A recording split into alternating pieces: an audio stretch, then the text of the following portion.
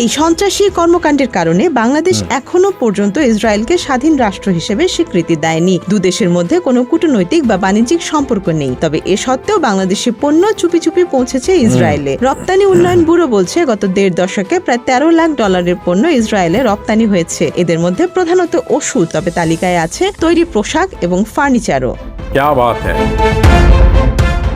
Bangladesh knitwear manufacturers and exporters association বা BKME এর সভাপতি মোহাম্মদ হাতেম জানিয়েছে, ইসরায়েলের কিছু ক্রেতা বাংলাদেশ থেকে সরাসরি পণ্য আনে না, তারা তৃতীয় কোনো দেশের মাধ্যমে এগুলো ইসরায়েলে পাঠায়। बांग्लादेश ने एक बड़ा डिसीजन लिया है इजराइल के खिलाफ।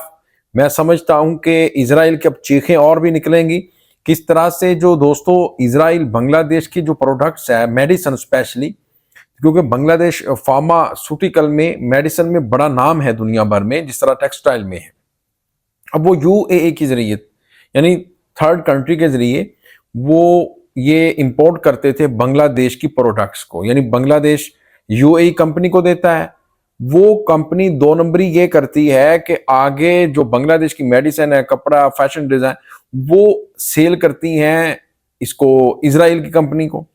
अब पता चल गया, बांग्लादेश ने ये सारा इसके ऊपर जनाब एक सर्च की, उन्हें पता चला, और फिर अब बांग्लादेश उस कंपनी को ब्लैक लिस्ट में डालने जा रहा है और उस कंपनी को अपना माल अब नहीं देने जा रहा, जिससे एक अंदाजे के मुताबिक दोस्तों $600 मिलियन इतनी ज्यादा इंपोर्ट, इतना ज्यादा माल मंगवाता था UAE के जरिए इजराइल, और ये 600 करोड़ टके का एक बड़ा अच्छा, बांग्लादेश इजराइल से कुछ नहीं लेता, लेकिन इजराइल UAE के जरिए से बांग्लादेश का जो माल है, यानी UAE की जो कंपनी है वो बांग्लादेश का जो माल है आगे देती थी।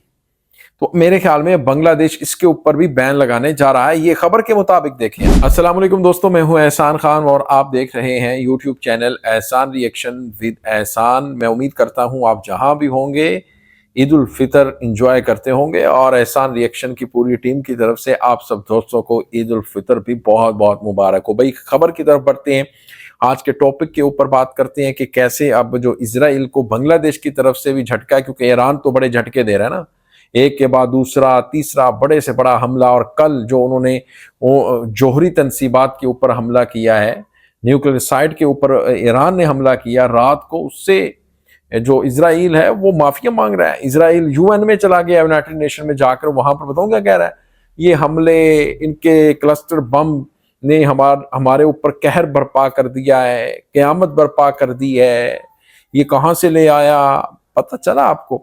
अच्छा, एक तरफ तो ईरान ठीक से धुलाई कर रहा है, इनकी पिटाई कर रहा है, और दूसरी तरफ से झटका देने का बांग्लादेश ने भी प्लान कर लिया। भाई वो ये है कि बांग्लादेश युद्ध वुद्ध तो नहीं, लेकिन बांग्लादेश की जो प्रोडक्ट्स है ना, वो बहुत डिमांड है उसकी, और इजराइल लेता था जो इसकी UAE की जो कंपनीज है वहां से। अब देखें, बांग्लादेश बहुत ज्यादा एक्सपोर्ट करता है टेक्सटाइल, फैशन को लेकर के। फैशन डिजाइन में बांग्लादेश के बहुत सारे ब्रांड्स वो लेते हैं कपड़ा, क्योंकि बांग्लादेश के जो कपड़े की है ना, वो बड़ी वो है, मांग है दुनिया भर में, क्योंकि बड़ी अच्छी क्वालिटी का वो बनाते हैं। लेकिन भाई साहब, अब देखें कि 600 करोड़ टका का अब लॉस होने जा रहा है। वो इतने ज्यादा मतलब पैसों का वो इंपोर्ट कर रहे थे UAE से, क्योंकि बांग्लादेश तो एक्सपोर्ट कर रहा था UAE को, लेकिन बांग्लादेश को ये नहीं मालूम था, ये नहीं पता था कि आगे भाई ये माल जा कहाँ रहा है। उनको तो ये कि भाई UAE में जा रहा है, ठीक है, वहां के लोग पहन लेंगे और आउटर्स जो आते हैं वो ले लेंगे। लेकिन नहीं, ये भाई साहब जो इजराइल है ना, वो ले रहा था। अब ये खबर आई है, इजराइल बांग्लादेश की जो मेडिसिन है बहुत ज्यादा पसंद करता है, लेकिन अब बांग्लादेश बैन करने जा रहा है उन कंपनीज को जो इजराइल को बांग्लादेश का सामान देती है। इसी के ऊपर दोस्तों एक वीडियो क्लिप भी है, क्योंकि देखें जो इजराइल है वो फलस्तीन को नहीं मानता। इजराइल फलस्तीनी बहन भाइयों, गजा के मुसलमान भाइयों के ऊपर तशद्दुद करता है, जुल्म करता है, जुल्म के पहाड़ तोड़ता है।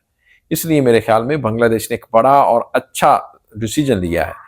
आइए दोस्तों, इसी के ऊपर वीडियो क्लिप है वो देखेंगे, फिर हम इसके ऊपर बात भी करेंगे। जुड़े रहिएगा आखिर तक, इस वीडियो को जरूर देखिएगा। 3, 2, 1 एंड। বেলফোয়ার ঘোষণার মাধ্যমে 1917 সালে ইসরায়েল রাষ্ট্র প্রতিষ্ঠার পথ সুগম হয়। 1948 সালে ফিলিস্তিনের ভূমি দখল করে জন্ম নেয়া দেশটি পশ্চিমাদের মদদে দীর্ঘ প্রায় 8 দশক ধরে ফিলিস্তিনিদের ওপর নির্বিচারে হামলা চালিয়ে আসছে। গাজা অঞ্চলের অধিকাংশ অংশ দখল করা এই দেশে অক্টোবর 2023 থেকে শুরু হওয়া বোমা হামলায় রাফা ও অন্যান্য এলাকাকে মৃত্যুপুরীতে পরিণত করেছে।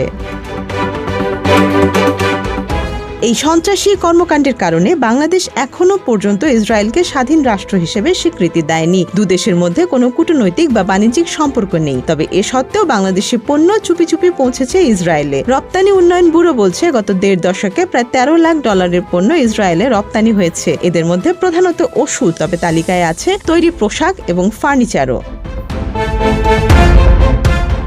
Bangladesh knitwear manufacturers and exporters association বা BKME এর সভাপতি মোহাম্মদ হাতেম জানিয়েছে, ইসরায়েলের কিছু ক্রেতা বাংলাদেশ থেকে সরাসরি পণ্য আনে না, তারা তৃতীয় কোনো দেশের মাধ্যমে এগুলো ইসরায়েলে পাঠায়। সিপিডির গবেষণা পরিচালক খন্দকার গোলাম মোয়াজ্জেম আরও বলেন, ক্রেতারা বাংলাদেশের বাজার থেকে বিভিন্ন দেশের জন্য পণ্য সংগ্রহ করে এবং ইসরায়েলকে টার্গেট করা পণ্য এখান থেকে ঠিক করে নেয়। এটি মূলত তৃতীয় দেশের পথ ব্যবহার করে হয়।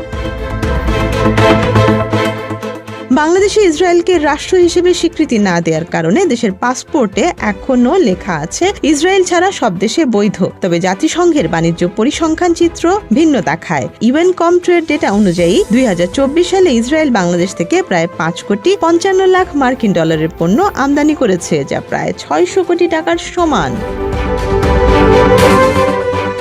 মূলত এসব পণ্য তৃতীয় দেশের মাধ্যমে ইসরায়েলে যায়। গবেষণায় দেখা গেছে তুরস্ক, সংযুক্ত আরব আমিরাত বা ইউরোপীয় দেশগুলোর বন্দর হয়ে এগুলো তেল আবিবে পৌঁছে, যদিও তৎকালীন সরকার এ অভিযোগ অস্বীকার করেছিল। বাংলাদেশের রপ্তানি পণ্যের মধ্যে তৈরি পোশাকই শীর্ষে। 2024 সালে মোট রপ্তানি ছিল $38.48 বিলিয়ন, যার প্রায় 81% আসে তৈরি পোশাক খাত থেকে। ইপিবির হিসাব অনুযায়ী 2021 থেকে 2022 অর্থ বছরে সবচেয়ে বেশি সয়াবিন রপ্তানি হয়েছে, যার পরিমাণ $6 লাখ। তৈরি পোশাকের পাশাপাশি যক্ষ্মা, ম্যালেরিয়া, কুষ্ঠরোগের ভ্যাকসিনও উল্লেখযোগ্য পরিমাণে রপ্তানি হয়েছে। যদিও বাংলাদেশ থেকে ফিলিস্তিনে রপ্তানি হয়েছে প্রায় $4.5 লাখ পণ্য, যার সিংহভাগই তৈরি পোশাক। বিশেষজ্ঞরা বলছেন, সম্পর্ক না থাকার পরও কেন পণ্য ইসরায়েলে যাচ্ছে তা খোলাসা করা জরুরি। খন্দকার গোলাম মোয়াজ্জেম বলেন, সরকার ইসরায়েলের সঙ্গে বাণিজ্যিক বা কূটনীতিক সম্পর্ক না থাকার পরও এই লেনদেন কিভাবে হবে তা বাণিজ্য মন্ত্রণালয়, ইপিবি ও রপ্তানিকারকদের আলোচনার মাধ্যমে সমাধান করা উচিত।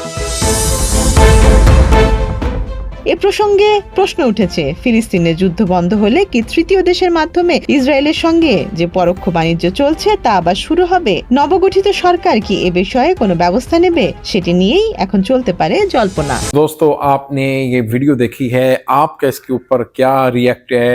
आप भी फीडबैक जरूर दिया करें, कमेंट सेक्शन में जाएं, वहां पर लिखें जो दिल में आता है। और कैसे अब बांग्लादेश भी जो 600 करोड़ टका का सामान, बांग्लादेशी जो प्रोडक्ट्स थी उसमें फार्मास्यूटिकल है, मेडिसिन थी, और फिर ये टेक्सटाइल का जो कपड़ा है, जो प्रोडक्ट्स है वो लेता था, यूएई से लेता था वो, अब उसको बांग्लादेश बंद करने जा रहा है। ये कैसा फैसला है, इसके बारे में आपने कमेंट सेक्शन में जरूर बताना है। मिलेंगे आपसे नेक्स्ट वीडियो में, तब तक के लिए अल्लाह हाफिज।